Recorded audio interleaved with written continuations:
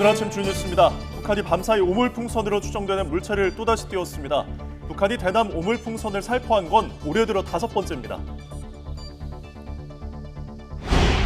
유럽연합이 러시아산 액화천연가스 LNG를 겨냥한 새로운 대러시아 제재안을 확정했습니다. 북한이 러시아에 지원한 무기 선적과 운송에 관여했다고 의심받는 회사도 이번 제재 대상에 포함됐습니다. 30명의 사상자를 낸 화성 리튬 전지 공장 화재와 관련해 추가 실종자는 아직 찾지 못했습니다. 시신의 훼손 정도가 심해 신원 확인에도 어려움을 겪고 있습니다. 리튬 전지가 3만 5천여 개가 연쇄 폭발하면서 희생자 대부분은 대피에 어려움을 겪은 것으로 추정됩니다. 수사당국은 오늘 오전 합동 감식을 벌입니다. 유럽연합 EU가 애플의 앱스토어 운영 방식이 이른바 빅테크 갑질 방지를 위한 디지털 시장법 위반에 해당한다고 잠정 결론을 내렸습니다. 애플은 법을 준수하고 있다고 반박했습니다. 은행 창구 직원들이 기지를 발휘해 2억 1천만 원 넘는 돈이 보이스피싱 사기범 손에게 넘어갈 뻔한 사고를 막아냈습니다. 은행원들이 거액의 수표를 발행 당일 인출하는 것을 수상히 여기면서 덜미가 잡혔습니다. 시청자 여러분 안녕하십니까? 화요일 아침 뉴스타트 2부 시작합니다. 북한이 밤사이 오물풍선으로 추정되는 물체를 또다시 띄웠습니다. 합동참모본부는 어젯밤 9시 반쯤 북한이 대남 오물풍선을 또다시 부양하고 있다며 떨어진 풍선을 발견하면 접촉하지 말고 가까운 군부대나 경찰에 신고해달라고 당부했습니다. 화성 리튬 전지 공장 화재와 관련해 오늘 오전 10시 반부터 경찰과 소방당국, 국립과학수사연구원, 고용노동부 등 관련 기관이 합동 현장 감식에 나섭니다. 경기 남부경찰청 화성 화재 사건 수사본부는 이번 감식에 6개 기관 30여 명이 참여한다며 최초 발화 지점과 화재 원인을 규명할 방침이라고 밝혔습니다. 네, 이번 사고와 관련해 환경부는 어제 화학사고 위기경보 관심을 발령하고 유해 화학물질 발생 가능성에 대비하고 있습니다. 이에 따라 리튬과 수산화나트륨 등 공장에서 취급하던 화학물질 정보를 소방당국에 제공하고 한강유역 환경청 인력을 파견해 지원에 나섰습니다. 유럽연합이 러시아산 액화천연가스를 유럽으로 이동시키는 러시아의 유령 유조선 함대들과 여러 회사를 겨냥한 새로운 대러시아 제재안을 확정했습니다. EU는 외교장관 회의 뒤 성명을 내고 14차 대러시아 제재안이 공식 채택됐다고 밝혔습니다. 이번 제재안에는 러시아가 제재를 우회하고 전쟁에 필요한 자원을 계속 조달하는 데 도움을 준다는 의혹을 받고 있는 개별 선박을 겨냥한 별도의 제재도 포함됐습니다. 유럽연합 EU가 애플의 앱스토어 운영 방식이 이른바 빅테크 갑질 방지를 위한 디지털 시장법 DMA 위반에 해당한다고 잠정 결론을 내렸습니다. EU 집행위원회는 애플 측에 애플 앱스토어 교적이 DMA를 위반했다는 내용의 예비조사 결과를 통보했다고 밝혔습니다. 지난 3월 7일 DMA 전면 시행 이후 사실상 법 위반에 해당한다고 결론을 내린 건 이번이 첫 사례입니다.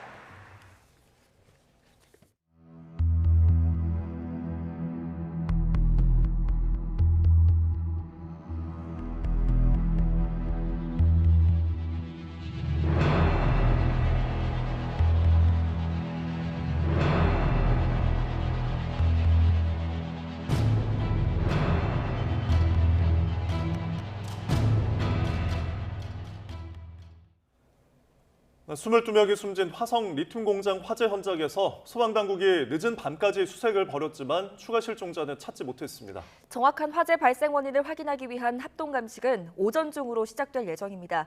현장 취재 기자 연결합니다. 양동훈 기자. 네, 양동훈입니다. 네, 현장에서 실종자 추가 발견은 없었던 거죠? 네, 소방당국은 연락이 닿지 않는 외국인 노동자 한 명을 찾기 위해 어젯밤 늦은 시각까지 수색을 벌였지만 실종자를 발견하지는 못했습니다. 잠시 뒤인 7시부터는 구조견을 투입해 본격적인 수색을 재개할 예정입니다. 어제 오전 10시 반쯤 이곳 리튬 전지 공장에서 큰 불이 나면서 22명이 숨지고 8명이 다쳤고 1명은 아직 실종 상태입니다. 불이 난 곳은 2층 작업장으로 배터리 완제품을 검수하고 포장하는 곳으로 파악됐습니다. 소방당국은 입수한 화재 현장 CCTV에 담긴 상황을 브리핑을 통해 전했는데요. 노동자들이 소화기를 가져와 자체 진화를 시도했지만 불을 끄는 데는 실패했다고 밝혔습니다. 또 작업장 입구 쪽에 쌓여있던 배터리 하나에서 처음 불꽃이 보인 뒤 고작 15초 만에 뿌연 연기가 작업장을 뒤덮었다고 설명했습니다. 희생자 대부분이 공장 구조에 익숙하지 않은 외국인 일용직 노동자였다 보니 시야가 가려진 상황에서 방향을 잃고 안쪽으로 피했다가 피해가 커진 거로 추정됩니다. 경찰은 130명 규모의 대형 수사본부를 꾸렸고 검찰과 고용노동부도 각각 별도의 수사 전담팀을 마련했습니다. 잠시 뒤인 오전 10시 반부터는 경찰과 소방, 국립과학수사연구원, 고용노동부 등이 참석하는 합동 감식을 벌여 정확한 화재 원인을 파악할 방침입니다. 또 현장에서 안전관리에 문제는 없었는지, 소방시설이 정상적으로 작동했는지 등에 대한 조사도 함께 이뤄질 전망입니다. 경기도는 재난안전대책본부를 설치하고 리튬 이용 사업장 80여 곳을 포함한 도내 위험물질 이용 사업장들에 대한 대대적인 점검을 벌이기로 했습니다. 지금까지 경기 화성시 화재 현장에서 YTN 양동훈입니다. 네, 갑작스러운 사고 소식에 유가족들은 황망함을 감추지 못했습니다. 뒤늦게 수습된 사망자들도 장례식장으로 옮겨졌지만 아직 신원이 확인되지 않아서 빈소조차 꾸려지지 못하고 있습니다. 차정윤 기자입니다. 신원이 확인된 첫 번째 사망자는 50대 A씨입니다. 세 남매를 둔 아버지로 막내는 아직 고등학생인 것으로 알려졌습니다. 사고 소식을 듣고 한달음에 달려온 가족들은 황망함에 몸을 가누지 못합니다. 청주에서 왔어요. 청주에서. 일 때문에 남편분은 여기 와 계신 거였고 화재 났다는 소식을 듣고 부인분은 일로 출발을 하신 거고. 이번 화재로 숨진 근로자들은 화성 유일병원과 화성 송산 장례문화원 등 5곳에 나뉘어 안치됐습니다. 중국 출신 18명, 라오스 출신 1명, 국적이 확인되지 않은 1명까지 사망자 대부분이 외국인인 것으로 파악됐습니다. 하지만 신원이 확인되지 않아 빈소조차 꾸리지 못하고 있습니다. 오랜 시간 화재에 노출된 탓에 시신이 심하게 훼손돼 성별조차 구분하기 어려운 겁니다. 경찰은 정확한 신원 확인을 위해 사망자 혈액을 채취하고 필요한 경우 유전자 검사를 검토하고 있습니다. 용역회사에서 필요할 때 이렇게 파견을 받아서 쓰는 일용직인 분들이 대부분이고 그러다 보니까 공장 내부 구조라든가 이런 게 좀 익숙지 않았던 점도 인명피해가 늘어나는 그런 좀 요인이 되지 않았는가 이렇게 보고 있습니다. 지자체들은 피해자들을 위한 24시간 통합 지원센터를 꾸리고 지원에 나섰습니다. 법률과 보험 상담 등은 물론 외국인 유가족을 위한 통역 지원부터 체류까지 장례 과정을 돕겠다는 계획입니다. 외국인 유가족들에게도 전담 직원을 배치하여 필요하다면 항공영화 체류비, 통역 서비스까지 원스톱 서비스를 지원하도록 하겠습니다. 싱하이밍 주한 중국 대사도 화재 현장을 찾아 피해자 가족을 위로한 가운데 외교부는 법무부, 현지 대사관과 협조해 외국인 유족의 입국 편의를 제공할 예정입니다. YTN 차정윤입니다. 화재 관련 신고가 접수된 뒤부터 본격적인 인명 수색까지는 5시간 정도가 걸렸습니다. 리튬 전지가 가지고 있는 특성에다가 건물 안전까지 확인하느라 수색 작업이 더뎌졌다는 분석이 나옵니다. 김철희 기자입니다.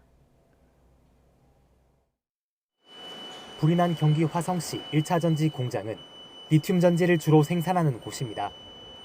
전기차는 물론 휴대전화와 노트북까지 안 들어가는 곳 없는 효자 상품이지만 이번 화재에선 피해를 키운 주범으로 꼽힙니다.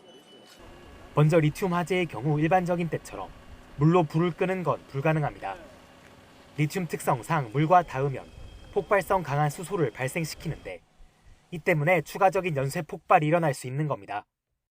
화재 시에 리튬의 주수를 절대로 금지하고 있고 그리고 드라이 파우더, 모래 이런 것들을 하고 있어서요.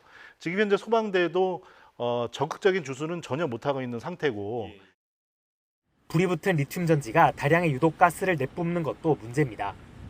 보호장구를 갖춘 뒤에야 공장 안으로 진입할 수 있다는 점이 촌각을 다투는 현장에서는 걸림돌로 작용할 수밖에 없습니다.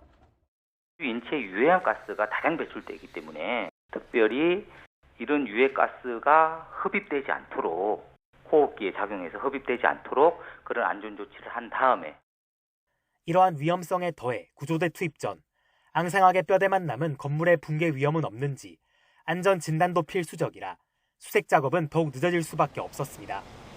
소방 관계자는 또 현장 작업자 명부가 모두 불에 탄 데다 외국인 일용직 노동자까지 섞여 있어 인원 파악이 쉽지 않았다고 설명했습니다. YTN 김철입니다.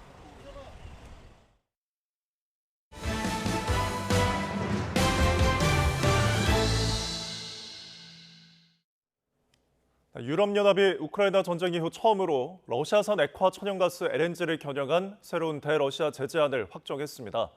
또 북한이 러시아에 지원한 무기 선적과 운송에 관여했다고 의심받는 회사도 이번 제재 대상에 포함됐습니다. 박영진 기자입니다. 우크라이나 전쟁과 관련한 대러시아 제재를 논의하기 위해 모인 EU 외무장관들. 러시아에서 수입한 LNG를 다른 나라로 재수출하는 것을 금지하는 내용을 포함한 14번째 제재안을 확정했습니다.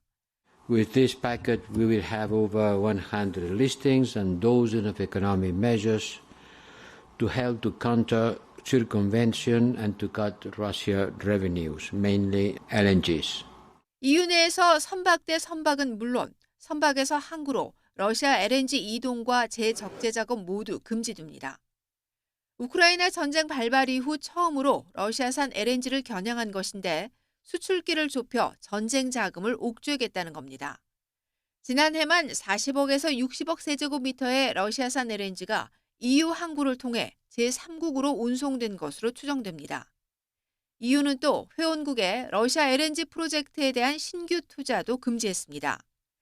다만 러시아산 LNG 수입 자체는 막지 않았고 EU 항구를 통한 러시아 LNG 재수출이 전체 수출의 10%에 불과해 그 효과가 제한적일 것이란 분석도 나옵니다.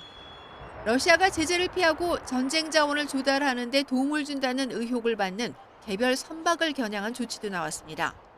특히 북한이 지원한 무기와 탄약 운송에 관여했다고 의심받는 러시아 보스토치니양 터미널 운영사인 보스토치나야도 제재 대상에 올랐습니다.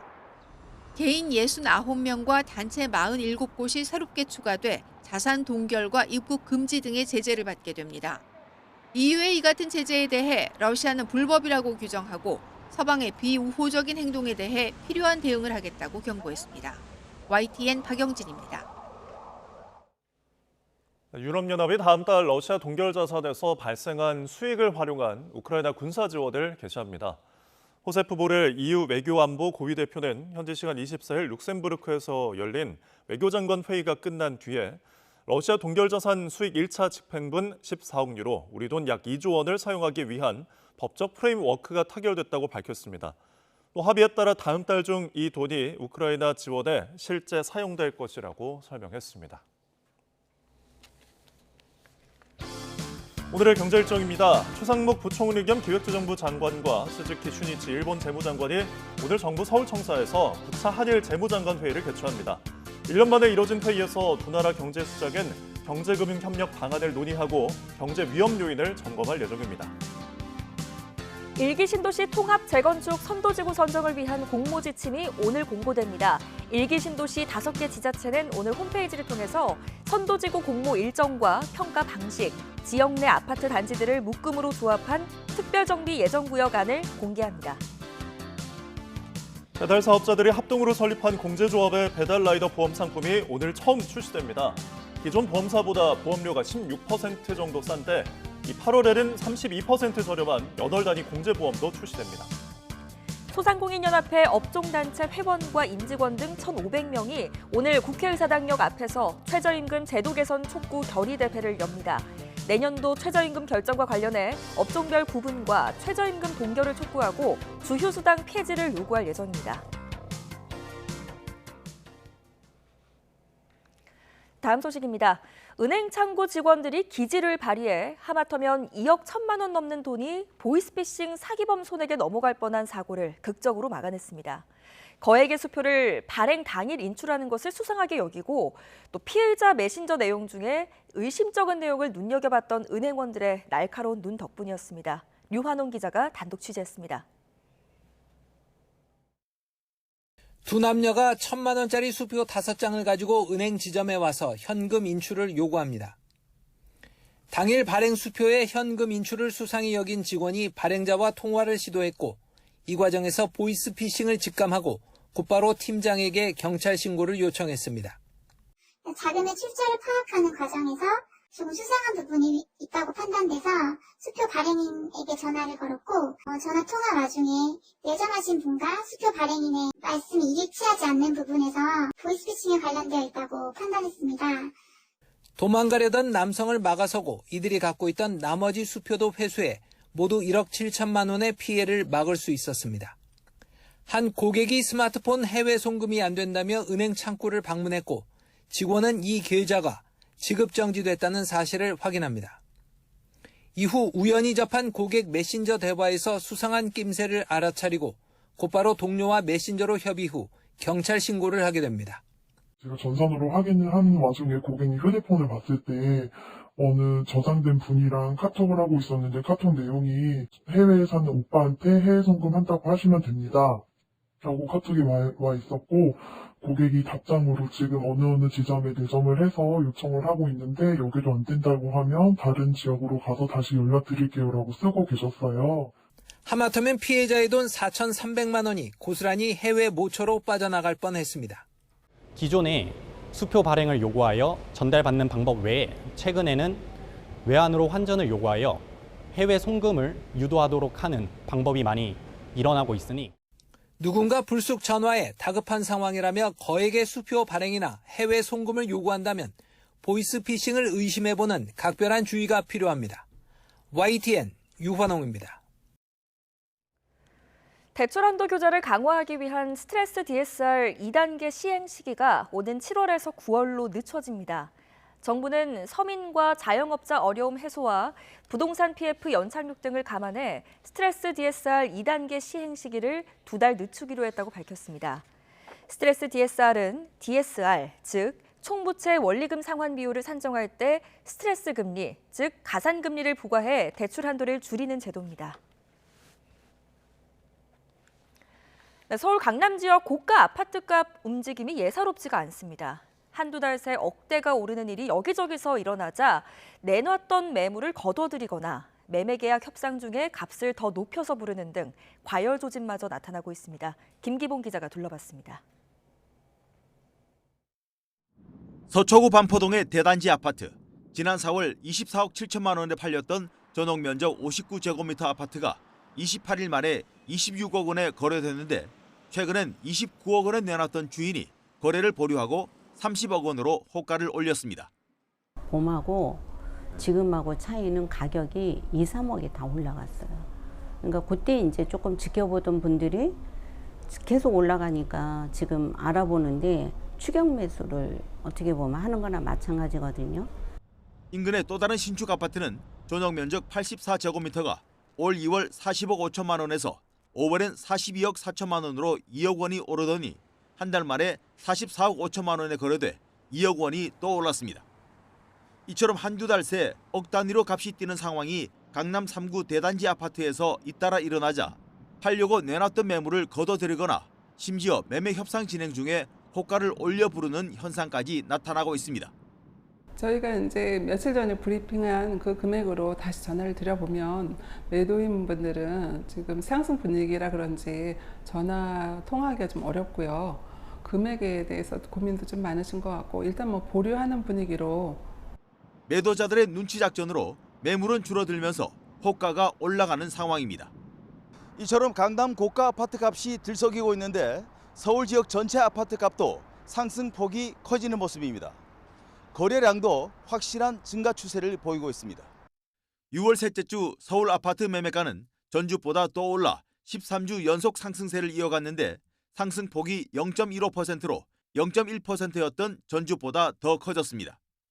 지난 3월 4천 건을 넘어선 서울 아파트 매매 거래량은 점점 더 늘어나 5월은 집계가 끝나면 5천 건에 육박할 것으로 예상됩니다. 전문가들은 그러나 강남 지역의 과열 분위기가 아직은 서울 시내 다른 지역으로 옮겨붙지는 않았다고 분석합니다. 해당하는 지역들은 이제 과거 올랐던 시기가 조금 강남권보다는 뒤늦게 올랐던 지역들이 있기 때문에 현재 가격을 전반적으로 따라가면서 회복을 하기에는 조금 어려워 보이지 않나 싶습니다. 하지만 자금력을 가진 구매자들이 값이 뛰는 고가 아파트를 본격적으로 추격 매수할 경우 집값 불안 현상은 시차를 두고 서울 시내 중저가 지역과 수도권으로 확산할 가능성이 높은 것으로 전망됩니다. YTN 김기봉입니다. 유럽연합 EU가 애플의 앱스토어 운영 방식이 이른바 빅테크 갑질 방지를 위한 디지털 시장법 위반에 해당한다고 잠정 결론을 내렸습니다. 애플은 법을 준수하고 있다고 반박했습니다. 황보선 기자의 보도입니다. EU 집행위원회가 애플 측에 애플 앱스토어 규정이 디지털 시장법을 어겼다는 내용의 예비조사 결과를 통보했다고 밝혔습니다. 지난 3월 7일 이 법을 전면 시행한 이후 법 위반에 해당한다고 결론을 내린 건 이번이 처음입니다. EU 집행위는 애플 앱스토어에 앱을 배포하는 개발자들은 고객에게 다른 구매 방법을 알리고 유도할 수 있어야 한다고 설명했습니다. 집행위는 또 애플이 앱 개발자에게 부과하는 수수료 역시 필요한 수준을 넘어선다고 봤습니다. Following our investigation, we now have doubts and we believe that Apple is in breach of the DMA when it comes to these steering rules. 이에 대해 애플 측은 자사가 법을 준수한다고 확신한다고 반박했습니다. EU 집행위는 애플 측의 이 같은 입장 등을 종합적으로 고려해 내년 3월 25일 제재 수위 등 최종 결론을 확정합니다. If our preliminary findings and concerns are confirmed, then we could go to fines indeed. 디지털 시장법을 위반하면 전 세계 매출의 최대 10%에 해당하는 과징금이 부과될 수 있고 반복적 위반이라고 판단되면 과징금이 최대 20%까지 상향될 수 있습니다. 애플은 앞서 지난 21일 아이폰 등에 탑재할 예정인 애플 인텔리전스 등 인공지능 기능을 유럽에서는 보류하기로 했습니다. YTN 황보선입니다. 네, 오늘은 전국이 대체로 맑은 가운데 예년 수준의 여름 날씨를 보이겠습니다. 내일은 다시 정체전선이 북상하면서 제주도부터 장맛비가 내린다고 합니다. 자세한 날씨 알아보겠습니다. 신미림 캐스터. 네, 기상센터입니다. 네, 최근 계속해서 더웠는데 오늘은 심한 더위는 없다고요? 네, 밤사이 찬 공기가 밀려오며 더위가 주춤하고 있습니다. 오늘은 초여름 날씨가 이어지며 심한 더위 없겠는데요. 현재 서울 기온은 19.1도로 선선함이 감돌고 있고요. 한낮에도 27도 선에 머무는 등 바깥 활동하기 수월하겠습니다. 자세한 지역별 기온부터 살펴보겠습니다. 현재 서울 기온은 19.1도, 대전은 18.4도, 대구는 21.1도로 출발하고 있습니다. 낮 기온도 어제보다 낮아서 예년 수준을 보이겠는데요. 서울이 27도, 대전이 28도, 광주도 28도, 대구는 29도를 보이겠습니다. 네, 어제는 흐리고 곳곳에서 비도 내렸는데 오늘은 맑은 날씨라고요? 네, 어제와 달리 오늘은 다시 맑은 하늘이 드러나겠습니다. 원활한 대기 확산으로 공기도 깨끗하겠는데요. 다만 잔류하는 황사의 영향으로 영남 지방은 오전까지 미세먼지 농도가 짙게 나타날 수 있겠고요. 내륙에는 안개도 짙게 끼겠습니다. 또 낮 동안 강한 볕이 내리쬐면서 자외선 지수도 높게 치솟겠습니다. 자외선 차단에도 각별히 신경 써주시는 게 좋겠습니다. 네, 맑은 하늘은 오늘 충분히 누려야겠습니다. 내일부터는 장맛비에 대한 대비가 필요하다고요? 네, 내일은 다시 정체전선이 북상하겠습니다. 이번에도 제주도에 돌풍과 벼락을 동반한 강한 비가 집중되겠는데요. 일단 내일과 모레 이틀 동안 제주도에는 150mm 이상, 남해안에도 최고 60mm의 많은 비가 내리겠습니다. 주말과 휴일에는 중부지방에도 비가 내리겠는데요. 비가 내리기 전까지 중부지방은 맑은 날씨가 이어지겠고요. 30도를 웃도는 무더위가 이어질 전망입니다. 지금까지 날씨 정보였습니다.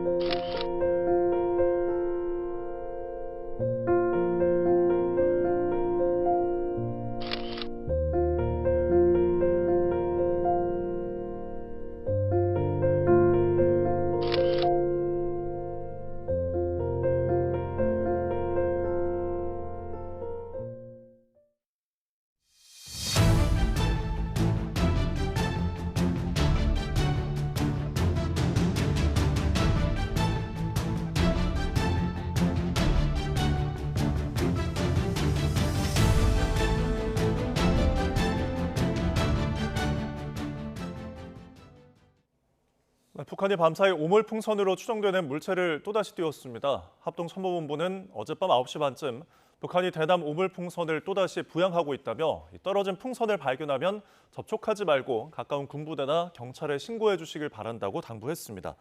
북한이 대남 오물풍선을 살포한 건 지난 9일 이후 15일 만으로 올해 들어 5번째입니다. 북한이 살포한 이른바 오물풍선 안에서 북한 주민들의 극심한 경제난을 보여주는 여러 물품이 확인됐습니다. 오물과 뒤섞인 흙더미에선 보건환경 후진국에서나 발견되는 기생충들도 함께 검출이 됐습니다. 김대겸 기자입니다. 어린아이가 입었을 것으로 추정되는 작은 바지 곳곳에 구멍이 뚫려 있습니다. 서로 다른 옷감을 덧대 만든 장갑과 마스크, 해질대로 해져 여기저기 실밥이 튀어나온 낡은 티셔츠까지 모두 북한이 흘려보낸 이른바 오물풍선에서 나온 생필품 쓰레기들입니다. 통일부가 70여 개의 오물풍선을 분석한 결과물인데 북한 주민의 어려운 생활상을 보여주는 기와 만든 양말 등도 함께 발견됐습니다. 몇 번씩 기워 신은 양말, 옷감을 덧대어 만든 티셔츠 등 북한 내부의 열악한 경제 상황을 파악할 수 있는 생활 쓰레기들이 포함되어 있었습니다. 오물풍선 안에 뒤섞인 흙더미에서는 사람의 소장과 맹장 등에서 기생하는 회충과 편충알 등이 검출됐습니다. 주로 보건 환경이 열악한 후진국에서나 발견되는 것들인데 정부는 이를 토대로 북한이 여전히 인분 비료를 사용하고 있고 주민들의 위생 환경 역시 열악할 것으로 추정했습니다. 이른바 수령교시 문건으로 불리는 김정일, 김정은 관련 문서도 찢긴 채 발견됐습니다. 북한에서 이 같은 행위는 최대 사형에까지 처해질 수 있는 만큼 오물풍선 제조에 동원된 주민들의 불만이 반영됐을 수 있다는 해석도 나왔습니다. 북한은 최근에도 김여정 부부장 담화를 통해 오물살포 재개를 예고한 데 대해 북한 주민들도 부끄러워할 저급하고 기괴한 오물살포를 당장 중단할 것을 촉구합니다. 북한은 이 밖에도 과거 우리 기업이 지원 물품으로 건넨 청바지와 넥타이 등을 칼과 가위로 찢어 내다 버리기도 했습니다. 한국산 제품에 대한 반감과 적대감을 그대로 드러낸 것으로 추정됩니다. 정부는 일정한 크기의 폐종이와 비닐, 자투리 천 등이 가장 많이 발견된 점으로 미뤄 북한이 살포용 쓰레기를 급조했고 토지 오염이나 감염병을 일으킬 만한 위해 요소는 없는 것으로 파악했습니다. YTN 김대겸입니다. 북한과 러시아의 군사동맹 복원으로 한반도에서 북핵 위협에 대한 우려가 커진 가운데 지금 미국이 한국에 제공하는 확장 억제가 적절한 수준이라고 미국 고위 당국자가 밝혔습니다. 커트 캠벨 국무부 부장관은 워싱턴 DC에서 열린 미국 외교협회 대담에서 한반도의 핵 억제력을 강화하기 위해 추가 조치가 필요한지 묻는 질문에 워싱턴 선언이 지금 대응에 필요한 것을 제공하고 있다고 생각한다고 답했습니다. 대한의사협회가 이번 주 목요일로 예고했던 무기한 집단 휴진을 일단은 철회했습니다.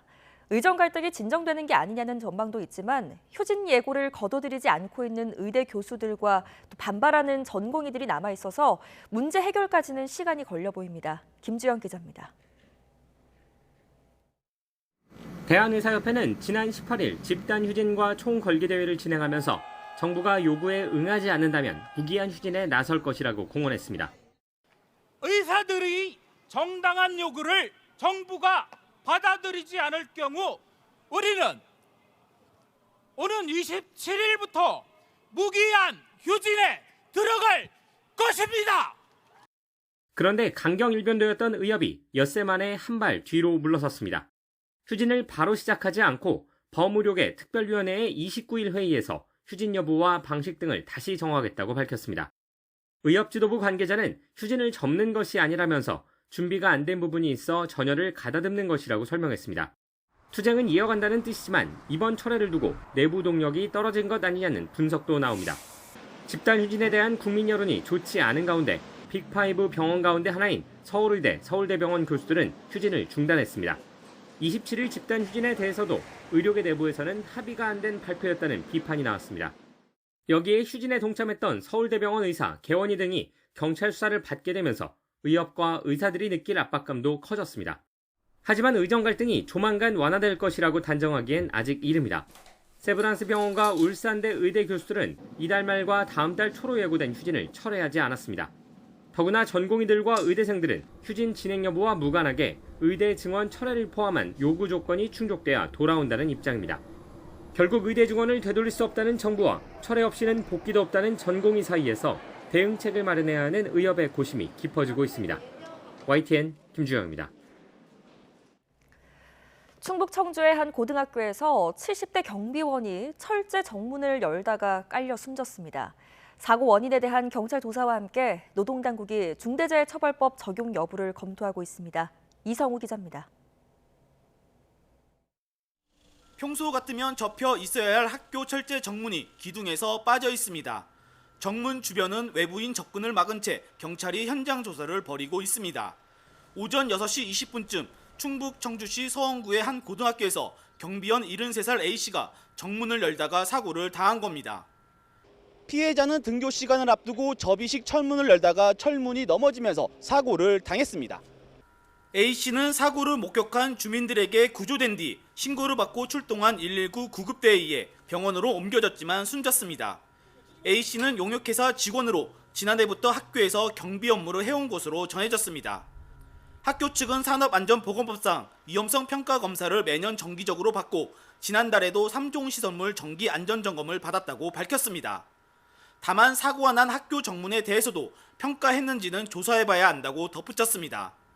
노동당국은 학교 안에서 사망사고가 난 만큼 중대재해처벌법 적용 여부를 검토하고 있습니다. 어쨌든 사망사고이기 때문에 중대재해로 보고 있어서 고용노동부에서 이제 나와서 조사를 하는 건데 그거에 따라서 저희도 움직일 수 있을 것 같아요. 경찰은 학교에서 확보한 CCTV 등을 통해 사고 원인을 조사하면서 학교 측의 관리 감독이 제대로 이행됐는지도 수사하고 있습니다. YTN 이성우입니다. 꽃다발에 합성 대마를 숨겨 밀반입한 조직을 세관이 적발했습니다. 합성 대마는 천연 대마보다 환각 효과가 많게는 85배 이상으로 알려진 위험 물질인데 불법 체류자가 된 베트남 유학생들이 벌인 일이었습니다. 김종호 기자입니다. 베트남에서 축제나 잔치 때 쓰는 인조 꽃다발입니다. 속에서 합성 대마가 든 앰플이 잇따라 나옵니다. 베트남에서 특송 화물로 꽃다발이 배송된 곳은 베트남인들이 모여 사는 대구 공단 지역. 유학생으로 입국해 불법 체류자가 된 베트남인들이 지난해 9월부터 꽃다발 속에 합성 대마 10ml가 든 병 46개를 숨겨 밀반입했습니다. 학교를 1, 2년 정도 다니다가 학기 연장 안 하고 그 체류 기간이 만료되면서 그때부터 불법 체류 상태로 조직은 국내에서 구매자를 사회관계망 서비스로 찾아 이른바 던지기 수법으로 팔았던 거로 드러났습니다. 일명 낙태약도 밀반입한 거로 세관은 파악했습니다. 이번에 적발한 합성 대마는 천연 대마에서 나오는 향정신성 성분보다 화학 구조에 따라 많게는 85배 이상 환각 효과가 있는 거로 알려졌습니다. 일명 낙태약은 성분이 확인되지 않은 데다 낙태 효과는 없고 구토와 창난, 미수가 출산 등 심각한 부작용이 뒤따른다는 게 세관 설명입니다. 세관은 국내 공급책 4명을 구속해 검찰에 넘기고 베트남에 있는 주범에 대해서는 인터폴에 적색 수배를 요청했으며 올해 초 추방된 다른 공급책 1명에 대한 체포영장을 발부받아 지명 수배했습니다. YTN 김종호입니다.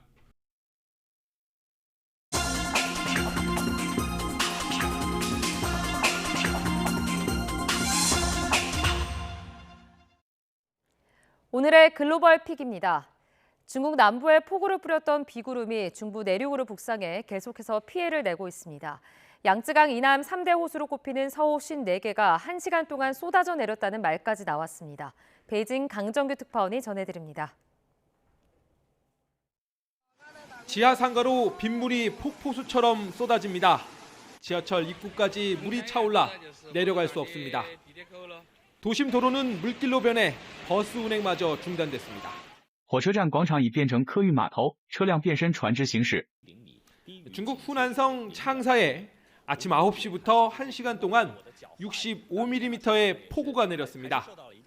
시 전체 면적을 곱하면 7억 세제곱미터 넘는 비가 쏟아졌다는 계산도 나왔습니다. 현지 매체들은 강남 3대 호수 중 하나인 서호 54개가 하늘에서 쏟아진 셈이라고 비유했습니다. 실제 중국 동부 항저우에 있는 서호도 집중호우로 넘쳐 흘렀습니다. 당나라 때 시인 이백을 기념한 안후이성의 석상도 홍수로 목까지 물이 차올랐습니다. 在安徽、浙江还有江西不少地方累计雨量在100到200毫米，局地甚至超过了250毫米，部分地区降雨量甚至偏多了2倍以上。 중국 남부 지역에 폭우를 뿌렸던 비구름이 중부 내륙 양쯔강 유역으로 북상했습니다. 중앙기상대는 올해 첫 폭우 적색 경보를 발령했습니다. 후난성 신황현 산사태로 마을 주민 8명이 숨지는 등 인명피해도 속출하고 있습니다. 베이징에서 YTN 강정규입니다. 남중국해에서 영유권 분쟁 중인 중국과 필리핀이 다시 설전을 벌이며 긴장 수위를 높였습니다. 중국 외교부는 필리핀은 1898년 미국 스페인 평화조약으로 확정된 영토 규정과 남중국해 각 당사자 행위 선언을 준수해야 한다고 말했습니다. 이어 중국은 필리핀이 권한 침해와 도발, 국제사회 오도를 중단하기를 촉구한다고 강조했습니다. 러시아 서남부 다게스탄 장치공화국에서 총기 난사 사건이 잇따라 발생해 경찰관과 정교회 신부 등 20명이 숨졌습니다. 외신에 따르면 러시아 조사위원회는 이번 테러 공격으로 경찰관 15명과 민간인 4명이 사망했다고 밝혔습니다. 또한 테러 공격에 가담한 총격범 5명이 제거됐으며 이들의 신원이 확인됐다고 덧붙였습니다. 최근 미국 아칸소주에 있는 식료품점에서 총기 난사 사건으로 4명이 숨진 가운데 현장에 있던 20대 간호사가 부상자들을 돕다가 총격을 피하지 못하고 희생된 것으로 파악됐습니다. 마이크 하가 아칸소주 경찰국장은 희생자 켈리 윈스는 도망치지 않고 간호사로서 다른 사람을 돕기 위해 멈췄다며 자신이 본 가장 헌신적인 행동이라고 말했습니다. PGA 트래블러스 챔피언십 18번 홀에 기후변화 항의 시위대 6명이 난입했다가 경찰에 체포됐습니다. 시위대는 흰색과 빨간색 연막탄을 흔들며 그린에 난입했으며 일부는 죽은 행성에서 골프는 안 된다고 써진 티셔츠를 입고 있었습니다. 세계에서 다양한 행사를 방해한 전력이 있는 환경단체 익스팅션 리벨리온은 이번 시위가 자신들의 소행이라고 밝혔습니다. 사우디아라비아가 미래 신도시 네옴시티 건설 계획을 원래 계획보다 축소할 것으로 보인다고 영국 BBC가 보도했습니다. BBC는 익명의 자문관을 인용해 일부 프로젝트가 축소 또는 연기될 것이라며 현재 재검토 작업이 이뤄지고 있고 조만간 결정이 있을 거라고 전했습니다. 사우디 정부는 해외 투자 유치에 적극 나서고 있지만 목표치에 크게 못 미치는 상태로 전문가들은 투자자들이 볼 때 수익 전망이 불투명하다고 지적했습니다. 찰스 3세 영국 국왕의 동생인 앤 공주가 글로스터셔에 있는 사유지 게트콤파크에서 경미한 부상을 입어 뇌진탕 증세를 입었다고 버킹엄궁이 밝혔습니다. 버킹엄궁은 앤 공주가 경과를 지켜보기 위해 입원했으며 신속한 완치가 예상된다고 설명했습니다. 지금까지 글로벌 픽이었습니다.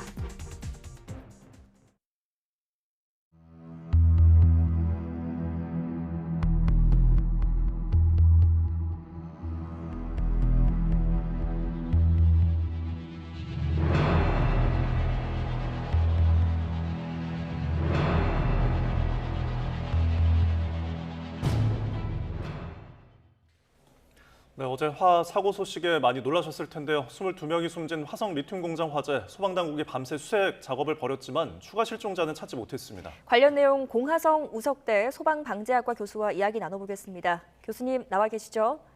네, 공하성입니다.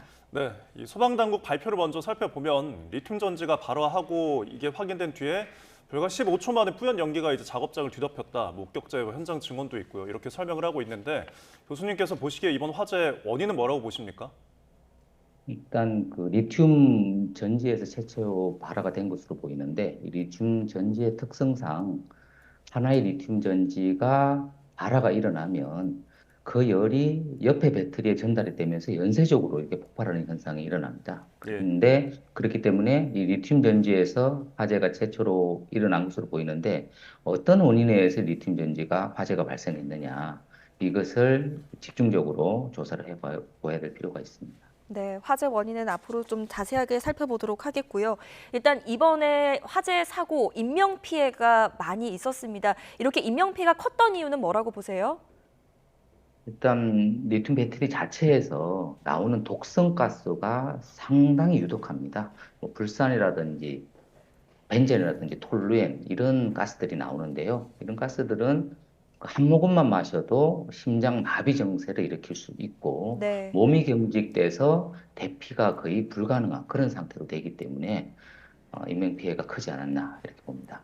네, 그 말씀하셨던 유독가스가 혹시 호흡기에만 작용을 하는 걸까요? 아니면 피부에도 적용이 되는 걸까요?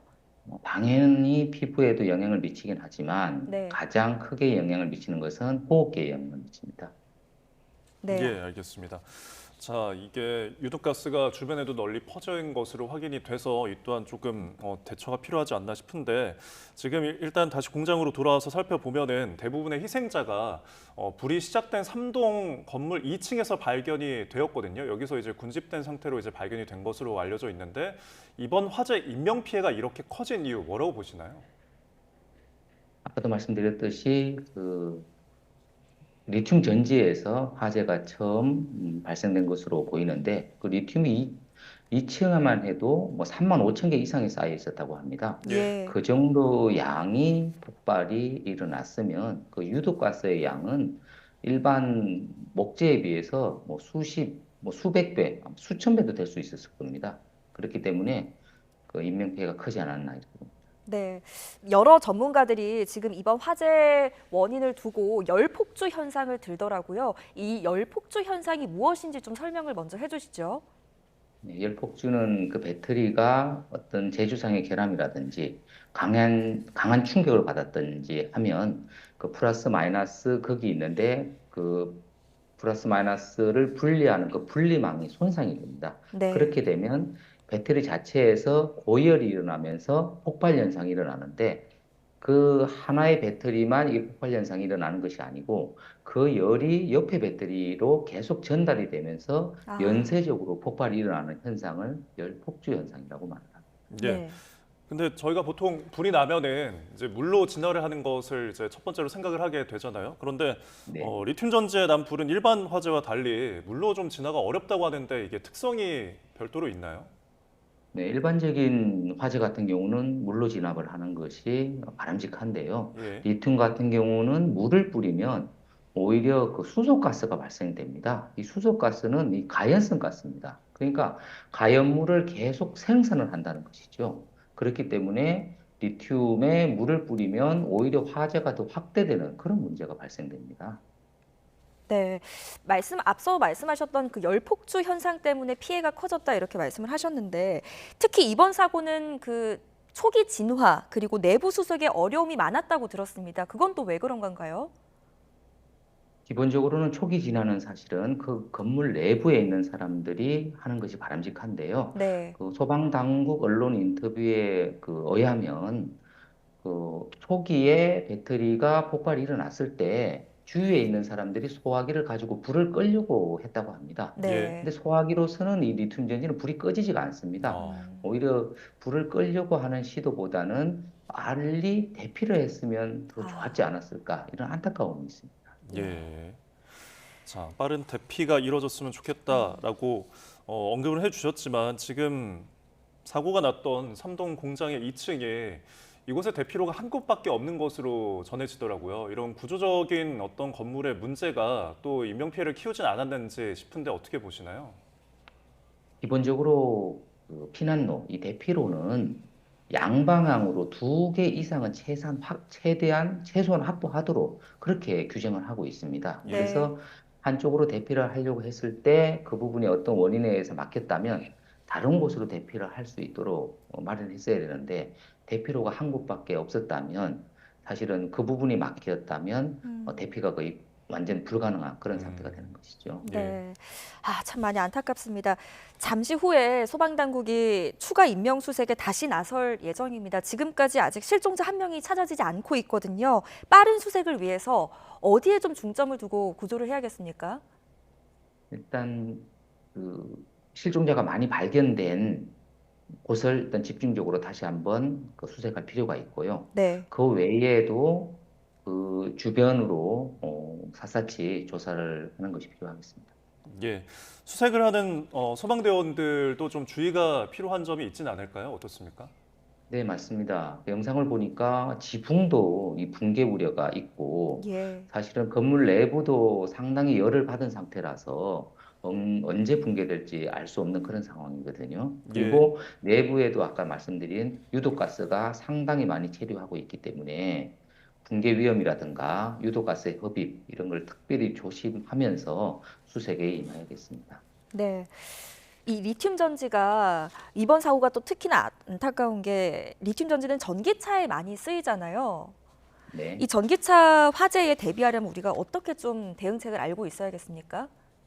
일단 전기차인 경우에는 물을 대량으로 뿌려서 소화를 일단 하지 않습니까? 네. 그래서 이번에 그 리튬 화재하고는 조금 다릅니다.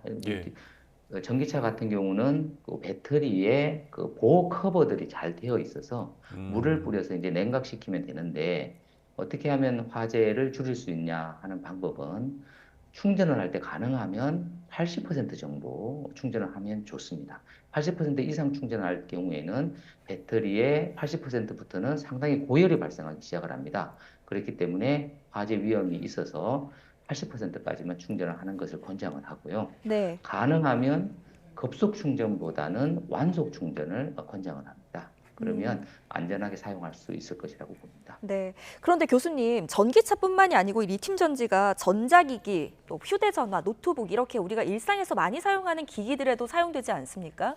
이런 기기들에서 화재가 발생한다면 또 어떻게 좀 대응을 하면 좋을까요? 일단은 그 유독가스가 상당히 인체에 유독하기 때문에 빨리 환기를 시키는 것이 중요하고요. 그리고 그 밖으로 혹시 실내에서 그런 문제가 발생됐다면 건물 외부로 빨리 대피하는 것이 중요하겠습니다. 예, 일단은 뭐 불에서 이런 전지에서 불이 났을 경우에는 일단 빠른 대피를 권고해 주셨습니다. 자, 저희가 아까 말씀하신 것처럼 일단 노동자들이 불이 났을 때 소화기를 이용해서 화재를 진압하려고 초기에 진압하려고 했는데 그보다는 대피하는 게 우선이었고 그리고 물론은 또 이런 리튬 전지의 화재는 잘 진압이 안 되고 그런 이런 상황에서 전용 소화기를 좀 개발을 해야 한다 이런 목소리 일각에서 나오고 있거든요. 좀 이런 것들이 보급이 돼야 된다라는 주장도 있는데 어떻게 보십니까? 전 세계적으로 리튬 배터리에 대한 소화기를 개발하고 있지만 아직은 초기 단계로서 개발된 소화기도 있지만 실제적으로 실험을 해보면 불을 잘 끄지 못하더라고요. 그래서 지속적으로 개발에 박차를 가할 필요가 있고요. 그걸 리튬 배터리를 대체하기 위해서 전고체 배터리라든가 이런 새로운 배터리에 대한 추가 연구도 필요하겠습니다. 네, 알겠습니다. 잠시 후에 소방당국이 추가 인명수색에 나설 예정이라고 전해드렸는데요. 모쪼록 좀 원활하게 수색 작업이 이루어지기를 바랍니다. 지금까지 공하정 우석대 소방방재학과 교수와 함께했습니다. 교수님 잘 들었습니다. 고맙습니다. 네.